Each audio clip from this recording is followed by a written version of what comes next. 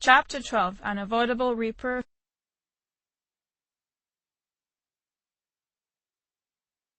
28 May 2009. For the rest of that week, Minato would often be found waiting outside Dakota's class, hoping to get a chance to speak with his anonymous friend. Before classes, during lunch, and after school, he would lean against the wall, staring at both entrances of classroom 2E, but he'd never be able to meet the girl he wanted to see. Finally Thursday rolled around, and to the surprise of the girls in Dakota's class, Minato was nowhere to be found outside their classroom. A brunette smacked at the shy teal-haired girl sitting in the back of the classroom. Looks like the hellhound isn't here today, Fuka. I wonder what you did that made him want to speak with you. Fuka sank in her seat. I didn't do anything, she weakly tried to say. Well, but if you didn't, the student council's hellhound wouldn't be so persistent, would he? Another girl joined in on teasing her. Soon, the rest of their friends gathered around her. He had to have done something wrong. It's not like he could be interested in someone like Fuka. Come on, Maki. You know he's already dating Arisato-san from next door. But you're right that no one would ever go out with Fuka. Unable to take it any more, the teal-haired girl ran out of the classroom. She locked herself in the bathroom stall as she tried to regain her composure. She wiped her face as the tears streamed down her cheeks. The girl would have broken down completely, but she jumped when she heard someone coming into the girl's bathroom. Just get it taken care of, Minato. You'll get in trouble if you keep Mitsuru-senpai waiting. Fuka recognized the voice to belong to the female transfer student next door. Just don't screw up my investigation of Yamagishi, Minato huffed. I'd normally have you take care of this for the student council, but it looks like senpai has a technical problem. Yeah, I get it. Just go already.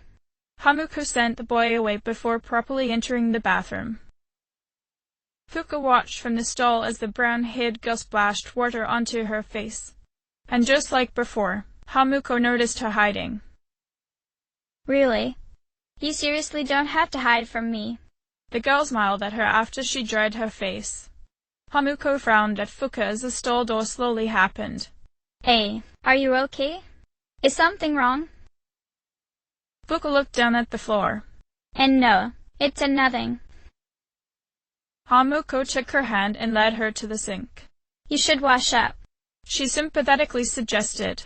Hey, don't keep it all pent up. It's okay to tell someone if you have trouble.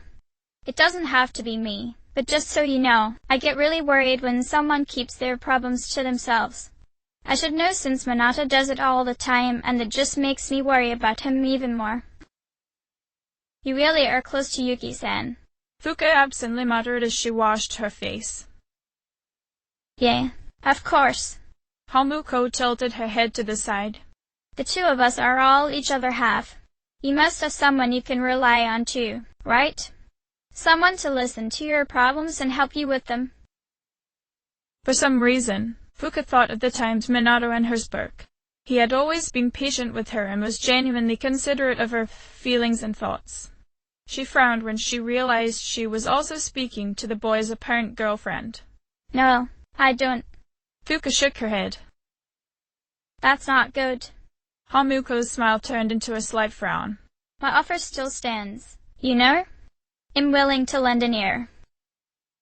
Don't you have to look into a rumor for Yuki-san, though? Huh?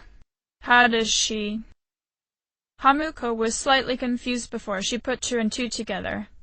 Oh, so this was Minato's informant. No wonder he's getting nowhere with this. He must have intimidated her with his hellhound tactics. Hamuko gave the brown-eyed girl a reassuring smile. Well, if me being a part of student council makes you uncomfortable, this can be an off-the-books sort of talk. I won't tell even Minato. Fuka relaxed a little, but still, something about speaking with the girl didn't seem right. The two transfer students had an odd way of making her feel at ease, but there was something different about being with Minato that made Fuka feel safe whenever she spoke to him. I appreciate it, but Yuki-san also offered me the same thing. He did? Hamuko was surprised with how uncharacteristic it was of her brother. Well, then you do have someone you can talk to. She smiled at the shy girl. Hamuko's response was rather odd, but Fuka attributed it to the two's strong bond of trust. She nervously spoke to the red-eyed girl, though. I'm sorry if this sounds rude, but maybe I can speak with Yuki-kun. Yuki-kun. The energetic junior responded with an understanding smile. Sure. She nodded. Just give me a message to pass on to him and I'll make sure he gets it before lunch is over. Can you ask him to meet me on the roof after classes end? Sure. Is that all? Fuka nodded. Thank you, Arisato-san. Hey, it's nothing. Hamuko slightly blushed. I'm just doing whatever I can to help. Feeling as though a weight was taken off her shoulders, Fuka started back towards her classroom. Still, I have to thank you. Can you please give Yuki-san my thanks, too? Hamuko stared at the girl as she formally referred to her brother. Did she not notice when she called him Yuki-kun? The red-eyed girl continued to gently smile, though. I don't know if he'd accept it, especially from me, but I'll try. Hamuko watched her leave before frowning to herself. Ni-san, just what are you doing roping this girl into such a dangerous investigation?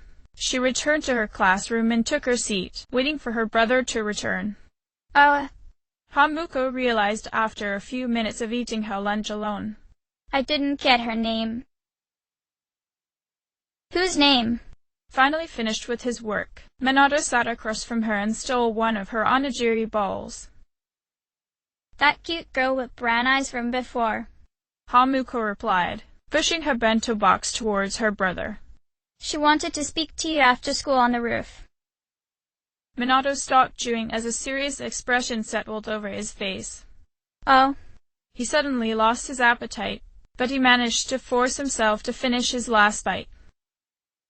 Sensing her brother was doing his best to not gag in front of her, Hamuko became worried about his sudden change in disposition. Is something wrong? Did she tell you what she wanted to speak with me about? No. Hamuko shook her head. Why? Minato didn't answer her as he stood up. Wait. What's wrong? The older twin was returning to his seat, but he paused as he lowered his head. It's one of those reapers. The ones that appear whenever people became involved with us.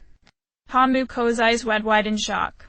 I'll try to get rid of it, but it might already be too late. That's why I wanted to speak with her and Yamagishi as soon as possible. It's not your fault, Ni-san.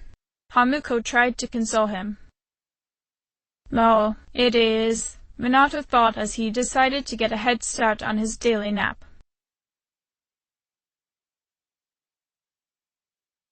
Well, see you at practice, man. Kaz waved goodbye as he jogged to the track field. I'll tell the captain to start without you.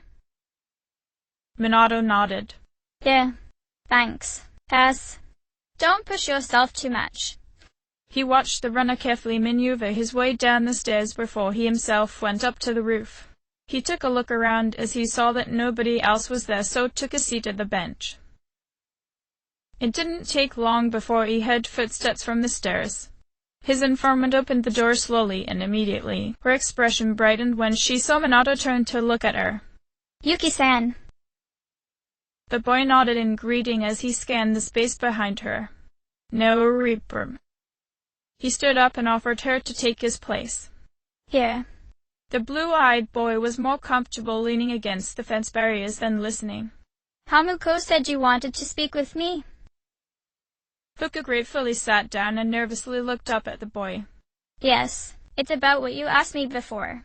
Is it okay for me to ask what rumor it is you're looking into?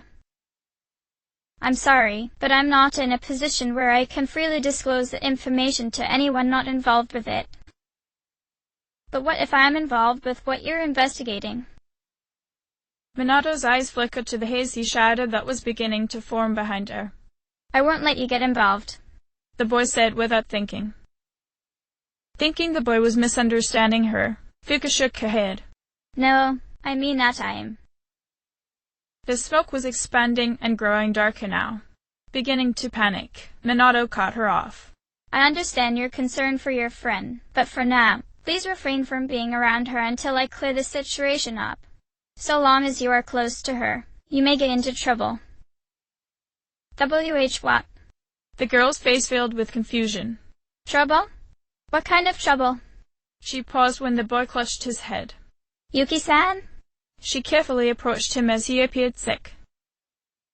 Minato began coughing as the haze was reaching towards him.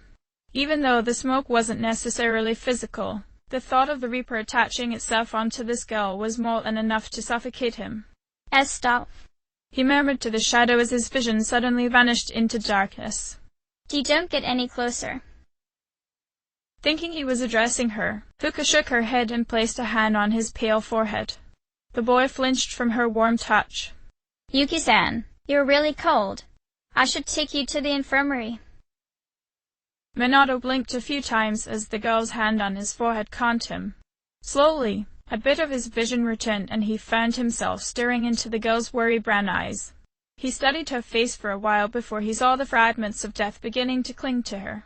Soon, he could hear the familiar ragged breathing of the Reaper.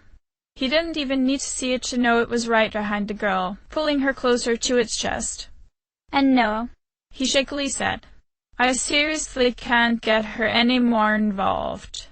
At the rate her Reaper keeps growing, she'll be dead by the end of the month if I pull her further into this. You're shaking. Are you cold? Yuki-san? Yuki-san? I am sorry, Minato said as he backed away from the girl. Please don't take this the wrong way, but until I meet with Yamagishi-san and clear up this problem, please, stay away from me. I don't think I can guarantee your safety anymore. He suddenly started for the door. I am sorry. The boy didn't look back to make sure the Reaper was gone. He could only hope the girl would heed his advice and leave it alone. Somehow, deep inside of him, he knew that his wishes wouldn't come true. Yuki-san. Fuka sadly watched as he escaped whatever panic he was experiencing. His words had been confusing, and it gave her the impression that this investigation he was pursuing wasn't simply just about a rumor. Why would she be in danger? It definitely couldn't have been something she had done. And to top it all off, he had asked her to no longer get involved with him. The genuine fear that filled his normally steady blue eyes gave her a sadness she never experienced before. Is this what Arizato-san meant before? Yuki-san. I wish I was able to help you. She sensed a cold chill behind her but shook it off. It was time for her to go home. Any later and her parents would be upset. She sadly picked up her bag and departed the rather lonely roof. 29 May 2009. Hikari noticed her blue-haired friend was acting strangely during lunch. He would normally begin the period by walking a lap around the halls, greeting his friends and checking to see who would be free after school. Afterwards, Hamuko would find him and force him to have something to eat. On rare occasions, he'd make lunch, but he'd be sure to share it with his sister before completing his daily lap. Today, though, he remained rooted in his seat, with his head down on top of his folded arms. The brunette looked around the classroom, but noticed Hamuko was gone, probably eating lunch with her friends from the volleyball team. Junpei wasn't around either, but Hikari didn't think his presence would help their depressed leader. Deciding he could use some company, she picked up her lunch and sat in Junpei's seat. Hey. She greeted him, hoping he'd respond. Minato replied in greeting. You know, looking at you is kinda making me depressed. Hikari tried to cheer him up. Then sit somewhere else, Minato said. When he sensed she was still there, he turned his head to the side to look at her. What do you want? I just saw you sitting here alone, so I thought I'd check to see how you were doing. Hikari gave him a concerned frown. You don't seem okay to me, so don't even try. You're right about that. The boy sighed. Yukari stared at her food before picking up her extra melon bread and tossing it at the boy's head. Here, eat that.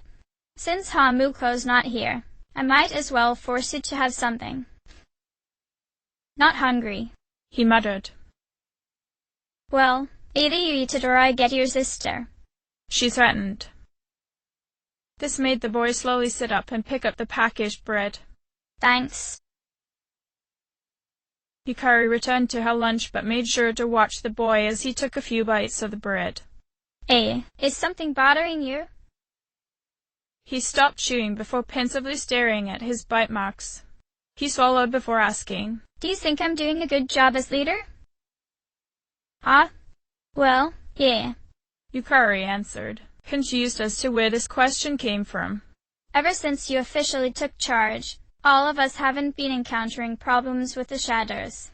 You haven't been getting hurt as much either, so I'm glad. Me not getting hurt means you guys getting hurt though, Minato said as a slight frown began to form on his face. Hey, we can't completely get out of Tartarus-san's gate, Yukari pointed out. You always taking a hit for us scares me. It's like you don't care if you get killed in battle. Aren't you afraid of death? Maybe not my own death, Minato replied. I'm more afraid of everyone else dying around me. That doesn't mean you need to be a human shield for us, Yukari angrily scolded him. Then what does it mean? Instead of his usual annoyed tone, the boy turned to Yukari and looked to her with the most vulnerable expression she had ever seen on the boy. The fear was clear in his eyes as he began shaking. I'm the leader. Everyone's life and well-being is my responsibility. If I can't throw myself into danger to save a person, how can I say I'm doing a good job?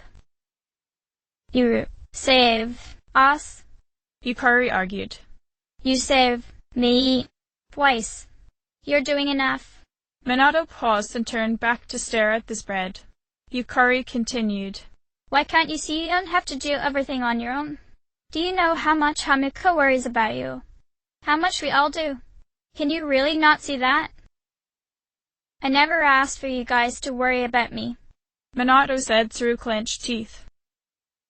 No, but he never asked to always save us whenever we were in trouble, Yukari countered. Minato shook his head. But that never needed permission? Yukari smirked at her friend. Neither does us caring, Minato. You might be our leader, but we're still your team. And a team supports their leader, whether he wants us to or not. The boy was silent as he thought things over. Okay, how about this? Am I being too harsh as the student council's hellhound? Oh, so you already know about your nickname. Yukari was surprised the boy was bringing that up. You're not embarrassed? Minato shrugged. I think it sounds cool. It's a lot better than the nicknames I got in my previous schools. He shook his head as he was getting distracted. So am I? You're more or less the same to me. Yukari shrugged. But that nickname doesn't even make sense. Aren't hellhounds supposed to bring death wherever they go? The boy brightened at a chance to share his mythology knowledge. Actually, in most cultures they are the gods of the underworld. They aren't death bringers, but rather an omen of death. Depending on the culture, staring one in the eyes or hearing its howl is a sure sign of death to come, but for the most part, a hellhound protects the secrecy of the supernatural from the natural.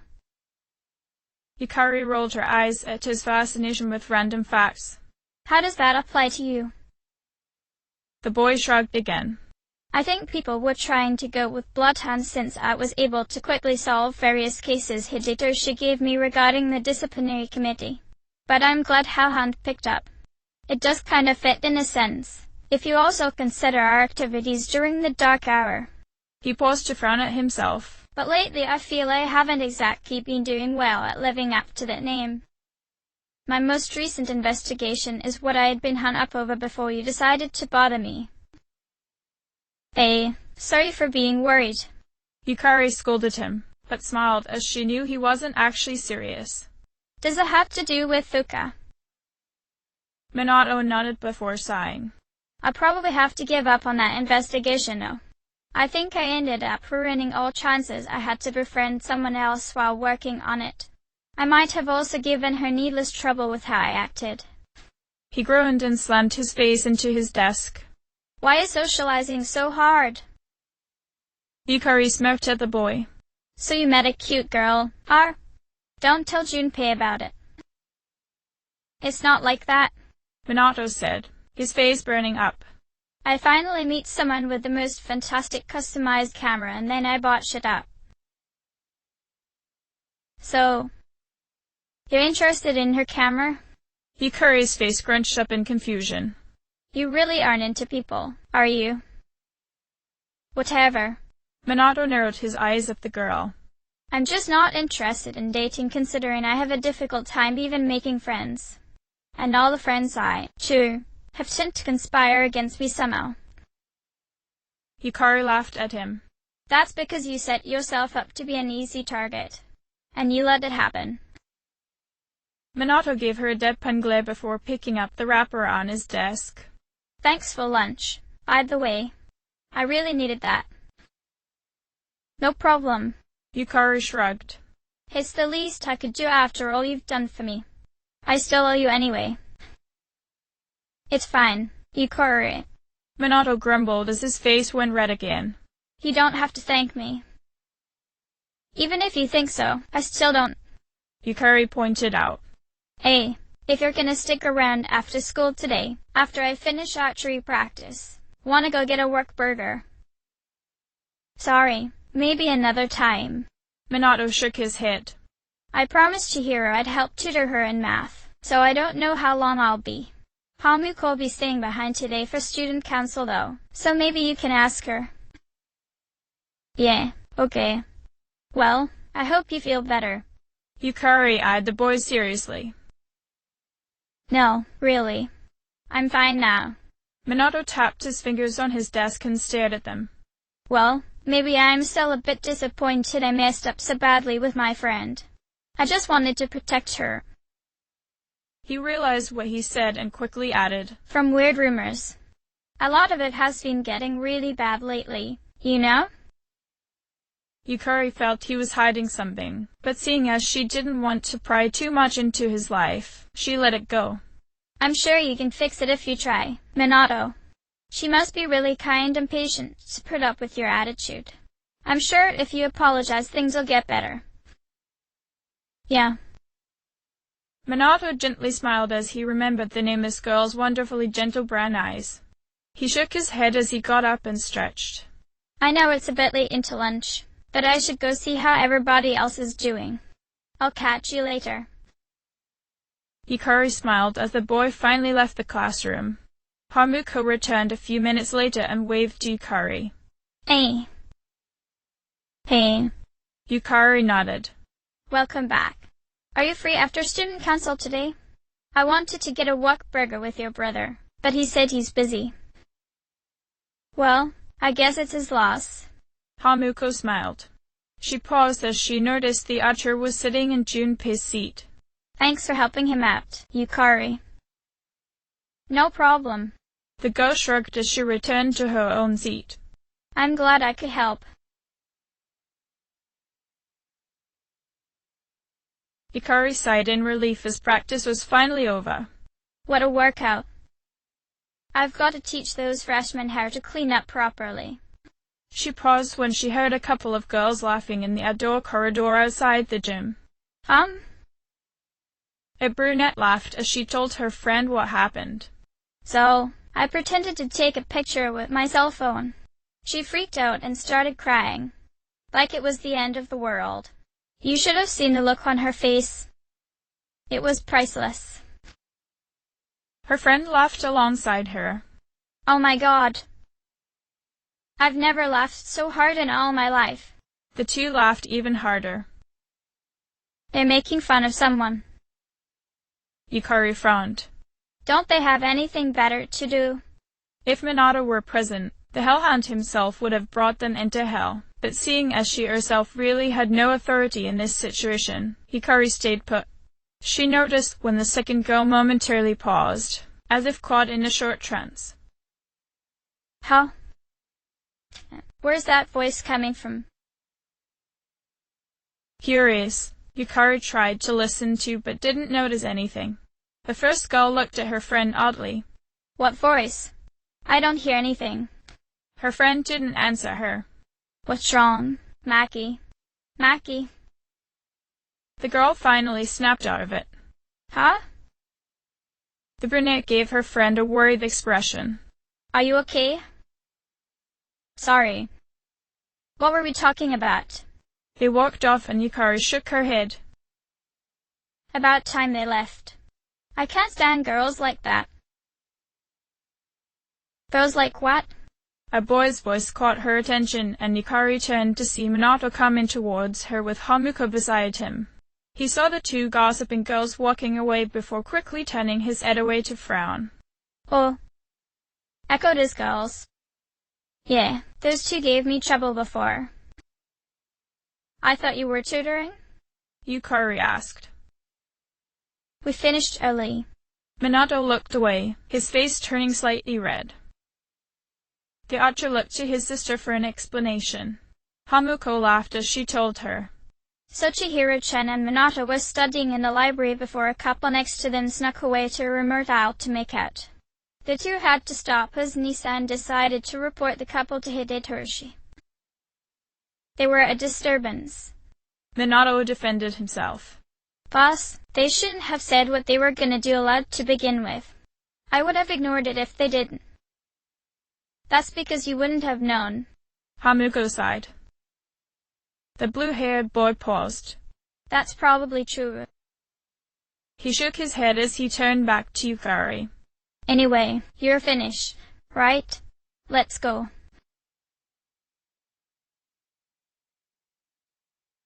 That night, Fuka finally looked up when she sensed something strange happen.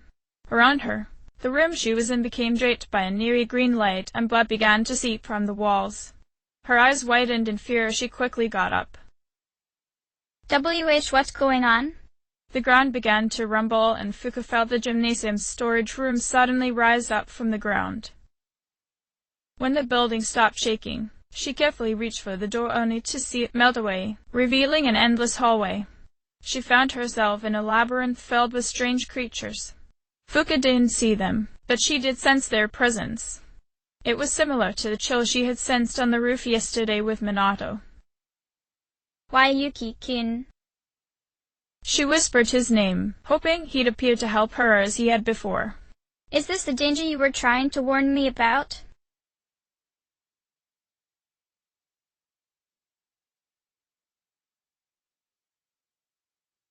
Nissan? I found 2 sets of armor for Yukari and me.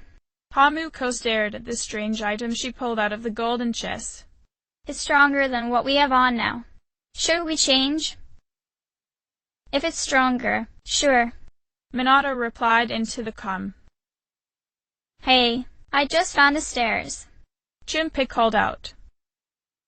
Everyone, we're going out. Minato ordered. Yukari and Hamuko met up with each other and the red-eyed girl smiled.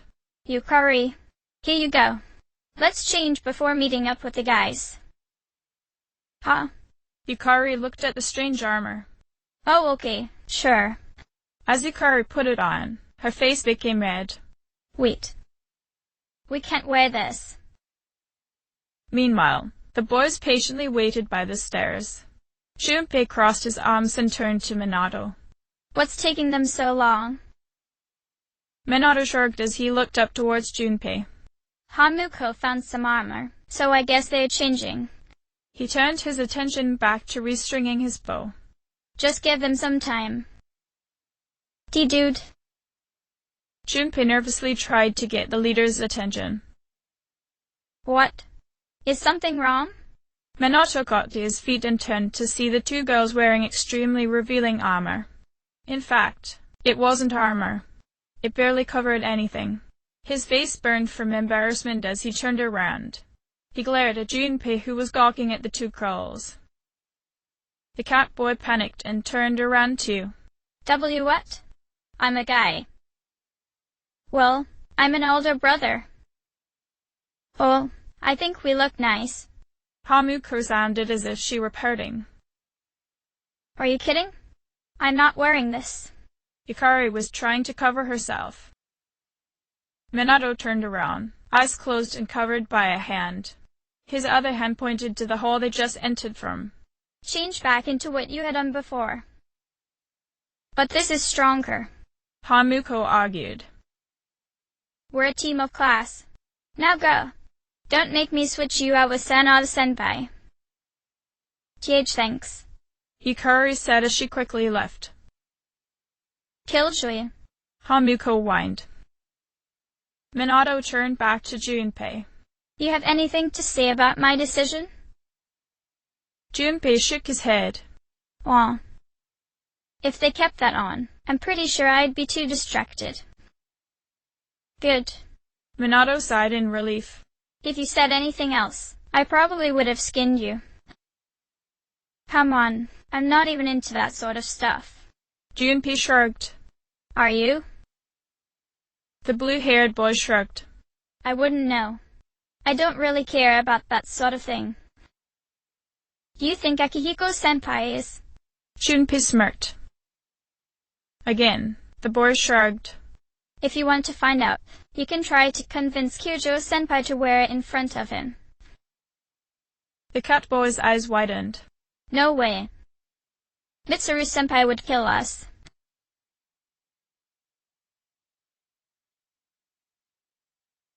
End of chapter.